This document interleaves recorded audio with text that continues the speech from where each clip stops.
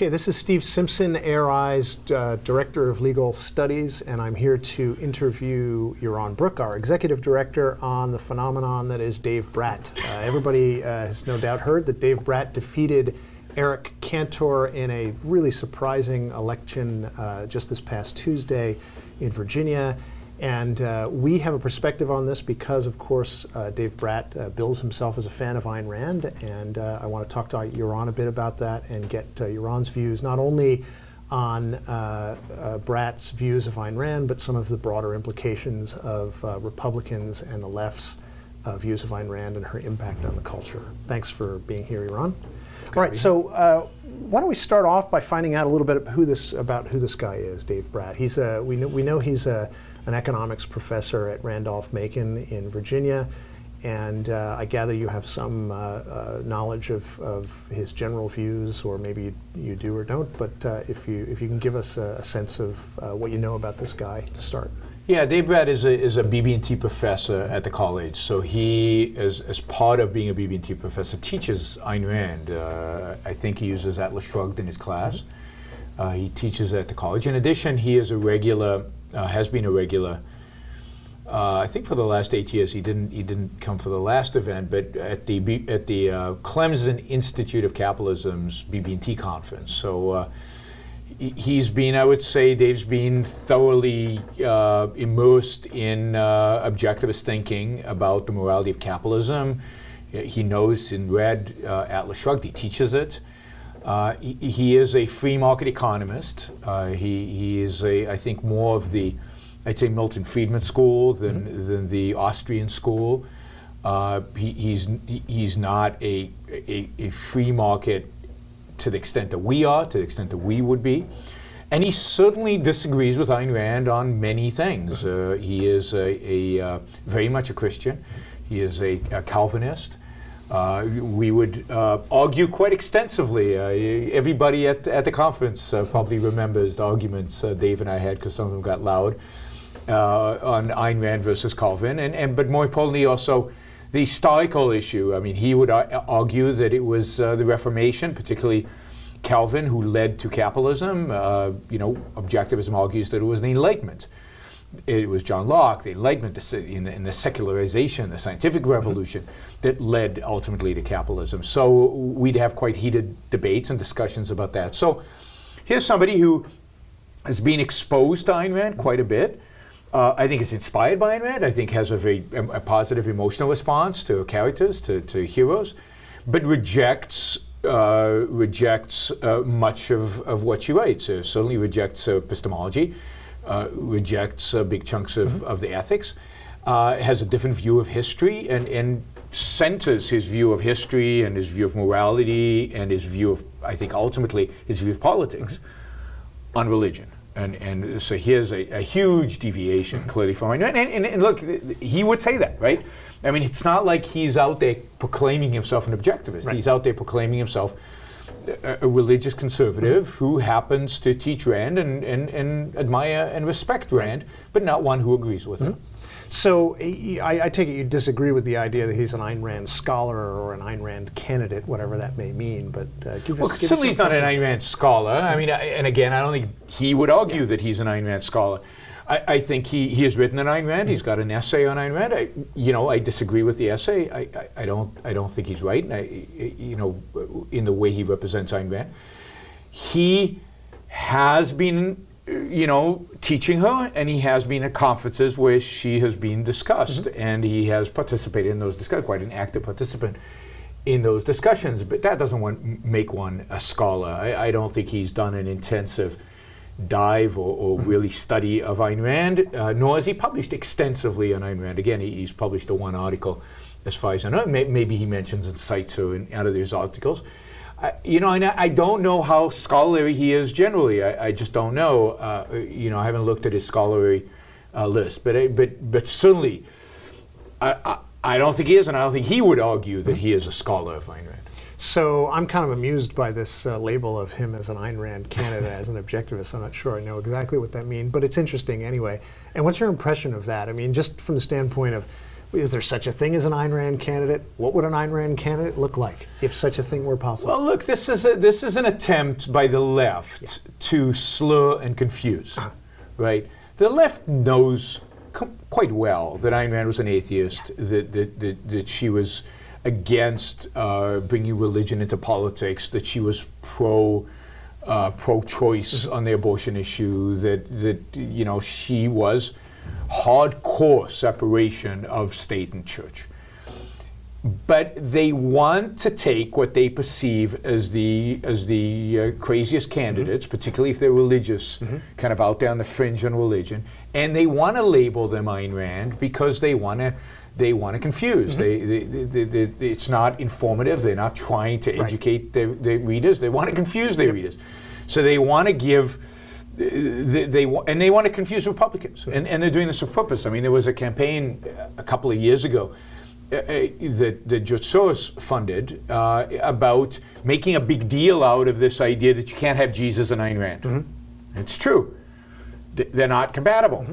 But the left is pushing this because they want to confuse the right. They want to push the right into making a choice. And from their perspective, from the left's perspective, if they choose Jesus, then they can label them as religious nuts and marginalize them. If they choose Ayn Rand, then they can label them as radical for free markets, and they can marginalize them that way. So it's a no-lose proposition. And if they want to have both, then the left just makes fun of them because the left knows that's ridiculous.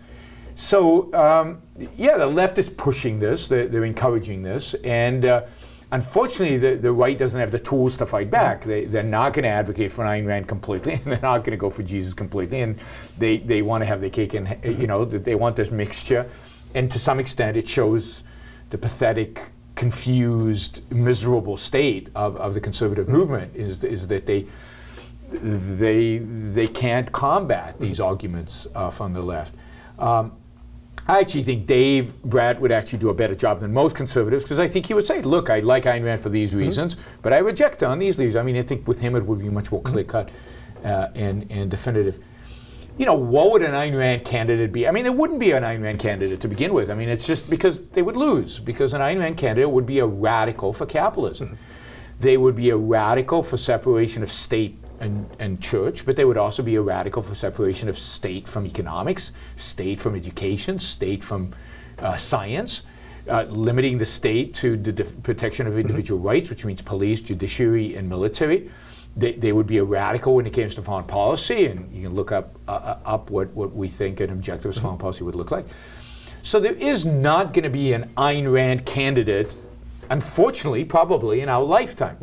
They are going to be candidates who are better than what we have today. They're going to be candidates that take a better position on individual rights, a better position on economic liberty, hopefully some candidates who take a better position on religion and state, on education and state.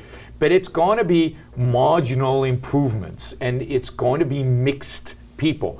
If objectivists out there think that it has to be a pure candidate, it's not going to. So you can live in your fantasy world and live in a utopia, in some utopian state if you want, but it's not reality. Reality is that to get from where we are today to where objectivist is the dominant cultural force is going to take decades, and in that process, politics is the last thing to fall in terms of a pure Ayn Rand candidate, and in between, there are going to be a lot of these middle, mixtures of religion with elements of objectivism and all kinds of statism and some objectivism, and they're going to be these mixtures, and a lot of people are going to claim to be inspired by Ayn Rand who are not objectivists. Right. And most of these Republicans, I guess to their credit, say, as Paul Ryan said, and I give him credit for saying this, look, I disagree with Ayn Rand on this and this and this and this. Well, yes, he does. So at least he's not trying to pretend he's something he's not. He said, Ayn Rand inspired me. Atlas Shrugged's a great book. It inspired me. But you could say Atlas Shrugged is a great book without believing anything in it, and he doesn't. And at least he's honest about it. When the day comes and a politician says, I'm 100% with Atlas Shrugged, I understand it. It's about the role of reason in man's life, and I am pro-reason, I'm pro-laissez-faire. a day a politician says that and can still win, it's all over. Then we've won. We're finished. But we're decades, I think, from being in that position. Okay, so a few things I want to talk about. One thing, or two of the things that I want to get to, is how both the left and the right address Ayn Rand and think about her, which is one, but that's a little deeper. Let's stick just for a second to, I don't know, a more superficial question. Just give me your reaction to the fact that Cantor lost to this guy, and any kind of thoughts about good, bad, fun, interesting, has any implications at all? Or is it just entertainment? So let me say this about the point we just made about the transition. Mm-hmm. One of the most astounding things in American politics today, in my view, is how many Republicans claim to have been influenced by Ayn Rand. Moderate Republicans, conservative Republicans, religious Republicans, libertarian Republicans, across the Republican spectrum, the amount of respect that is shown to Ayn Rand, even if they don't understand it, even if they don't take it seriously, even if they're far, far, far from being consistent with her idea, is just astounding. And so let's put it this way. 10 years ago, I don't know of any Republican, or maybe 15 years ago, of any Republican who said Ayn Rand is, is a fabulous author, influenced my life, changed everything. I admire her books, I admire her ideas. I don't agree with this and this and this. Nobody said that. I mean, Ronald Reagan mentions Ayn Rand in a letter, but he never publicly said Atlas Shrugged is a great book. Never. I mean, and many of his administration, we know, were inspired by Ayn Rand, but that was hush-hush. So the very fact that so many Republicans, I mean, a lot of Republicans, are claiming affinity to Ayn Rand is astounding, and I think we should all rejoice, and I think this is terrific news, and it means we're on that path to having one day an Ayn Rand candidate. Because again, these mixtures are a necessary step on the road to getting there. In that sense, I think we're much further along than I would have imagined, even just a few years ago.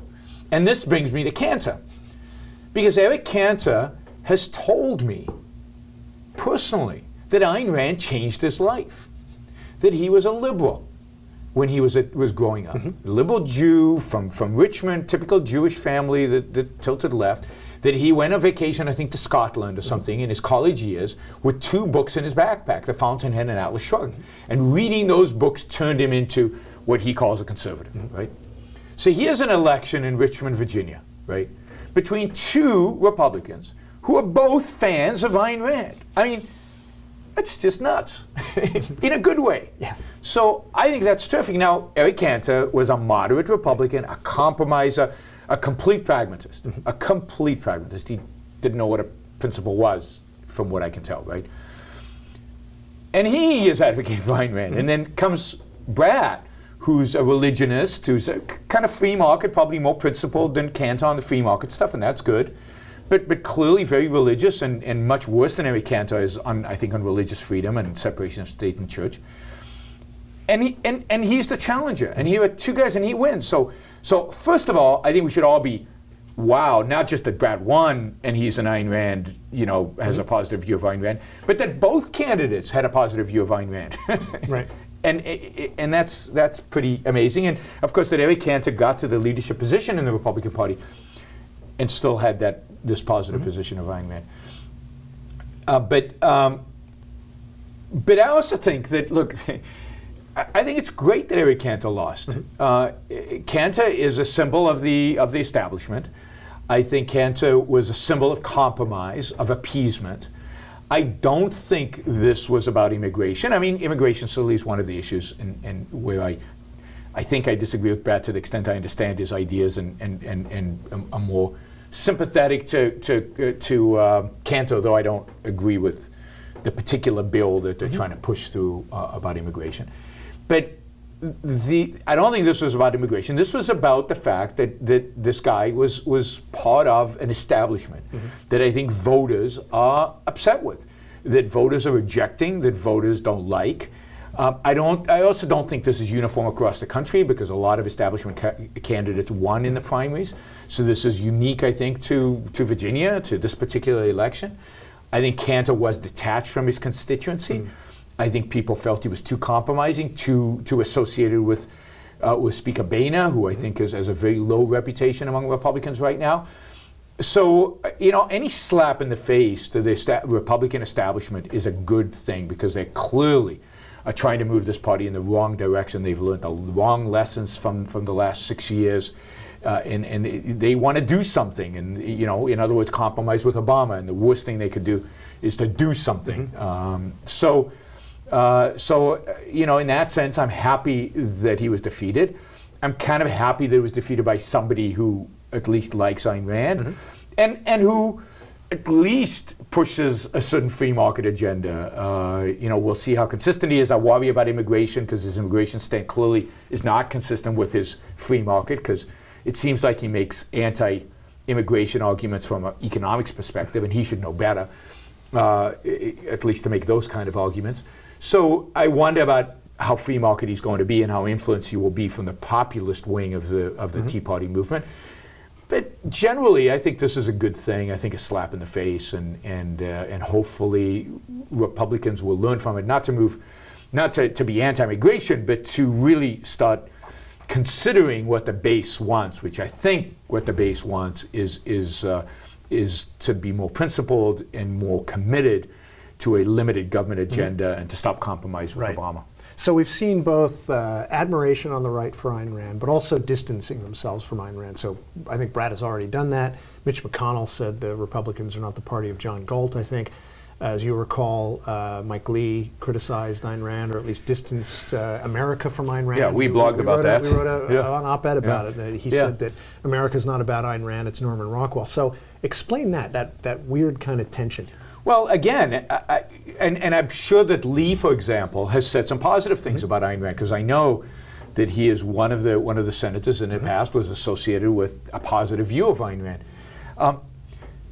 So they get something out of Ayn Rand. They get a certain sense that Ayn Rand is about this American sense of life, of independence, of you did build that, of capitalism, which they think they are for and they claim they are for. They get a sense that Ayn Rand has this individualist streak that is American, this rugged individualism, which I think many within the Republican Party want to associate themselves with, and emotionally they get inspired by it.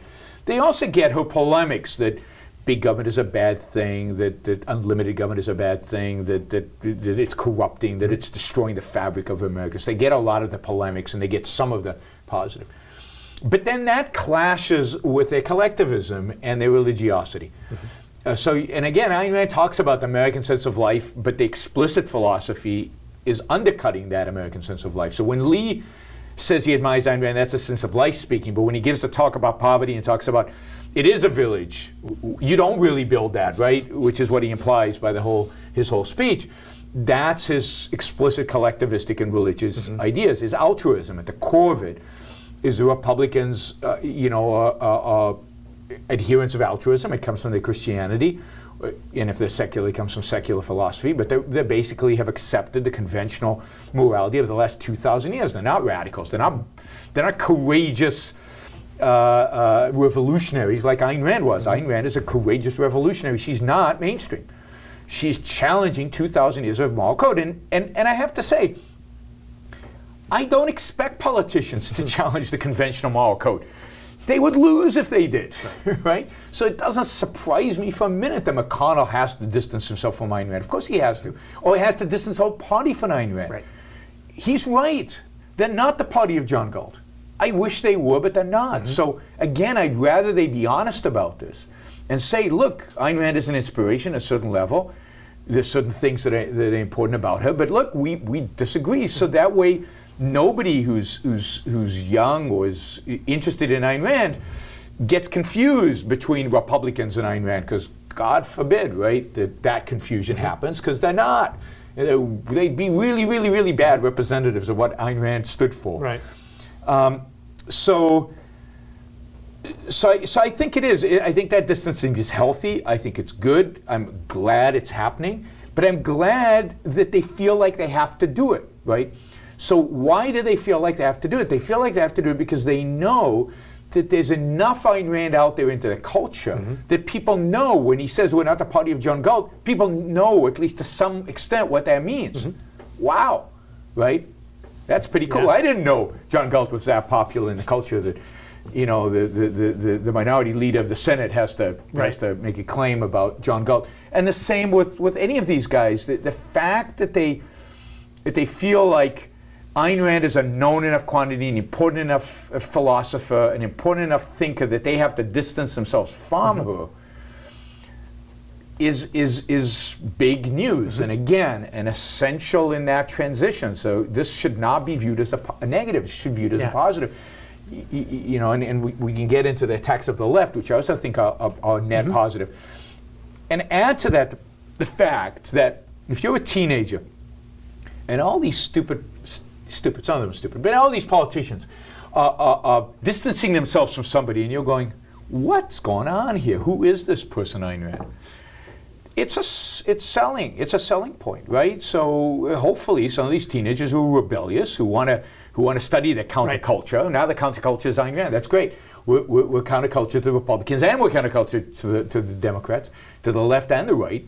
I think this will encourage people to read her, encourage people to study her ideas, to figure it out. But it encourages the curious, the young, the rebellious, and that's kind of who we want to study her.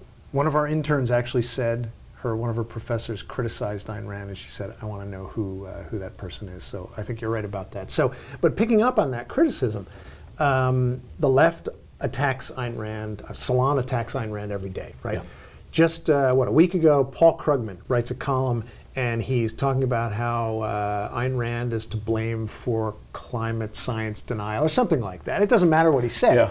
What I picked up on is he thinks he needs to talk about Ayn Rand. She's out there in the culture. And that's an interesting phenomenon, and we talked about that on the right. But it's also interesting on the left. They know they need to talk about Ayn Rand. So give me some thoughts on that. What's going on there? Why is Ayn Rand on their mind? And not just what are they trying to do to the Republicans, but why is she at the forefront of the left's mind too? I think it's two things. I think one is they think they can marginalize Ayn Rand, and they think they can marginalize Republicans by associating them with Ayn Rand. But I also think that they realize somewhere deep down, I don't think they would ever say this publicly, that she's the enemy. Yeah. That her ideas are really look, religion's been defeated. I mean, it hasn't been defeated among the masses, but intellectually, religion is finished. Right. Religion was finished. Nietzsche said religion is dead, God is dead. I mean, that's right. I mean, by that point, the intellectuals had finished off religion. It was dead. So the left isn't bothered by religion. It isn't worried about religion. It knows how to deal with religion. But here's this thinker who stands for everything the left, resents: individualism, progress, capitalism, freedom, in all realms of human life, and who is not religious. And they don't know how to they don't know what to make of that. And she's not conventional, and she challenges them at their very root, on the ethics, on the epistemology. She's challenging them at the very core of their ideas. And that to them is both difficult to comprehend, difficult to get, and scary. I think they're scared. I mean, I can't explain otherwise why Salon goes out of its way to attack Ayn Rand every way. And Paul Krugman, I mean, you mentioned a week ago, every 3 months, like clockwork, sometimes every month, one of his columns will find a way to attack Ayn Rand. And he makes the point, and I've seen a lot of leftist intellectuals make the point, it's a 14-year-old philosophy. Well, if that's true, I mean, if I thought somebody's ideas were philosophies for 14-year-olds, I'd say it once, I'd dismiss it, and then I'd ignore it, because who cares what 14-year-olds think, right? Nobody should care about what 14-year-olds think. They get over it, so it's not a challenge for you. If everybody gets over it after they're 14, then it has no cultural impact, it has no importance. Why would anybody deal with it? The fact that they feel like they have to mention it, the fact that they have to deal with it all the time, suggests to me that somewhere they realize that it's not just 14-year-olds, that this has real impact, that this is a real challenge to their worldview. And I think a lot of them read Ayn Rand and kind of liked it, and that scares them because they read The Fountainhead and they really liked how it worked. But deep down they know the implications of that and they can't quite settle those implications. It scares them about themselves that they had a positive reaction.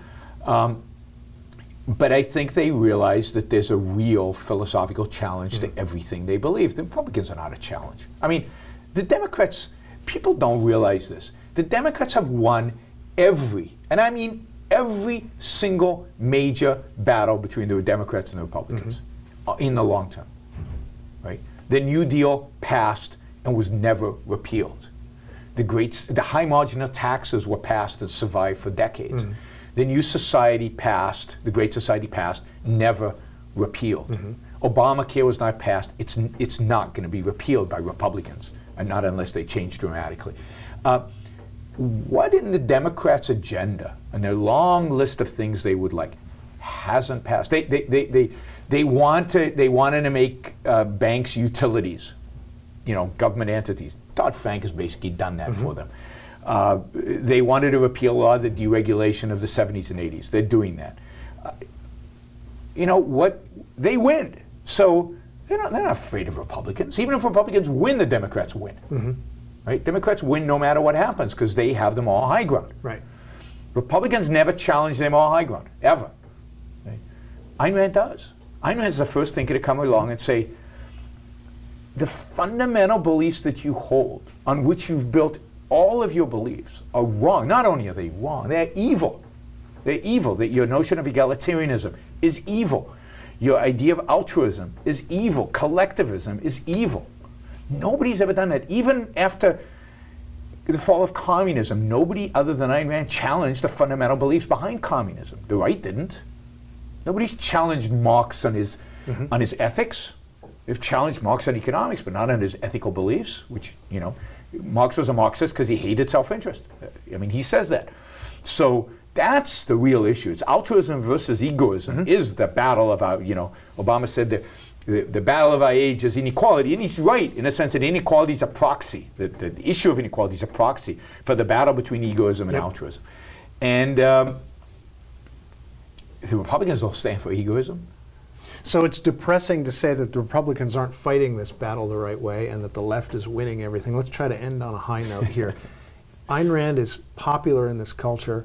The left gets that they need to fight Ayn Rand. I think there's something else going on also, which is they see that there's a connection between Ayn Rand and something about America. So give us a quick take on that. So take the inequality debate.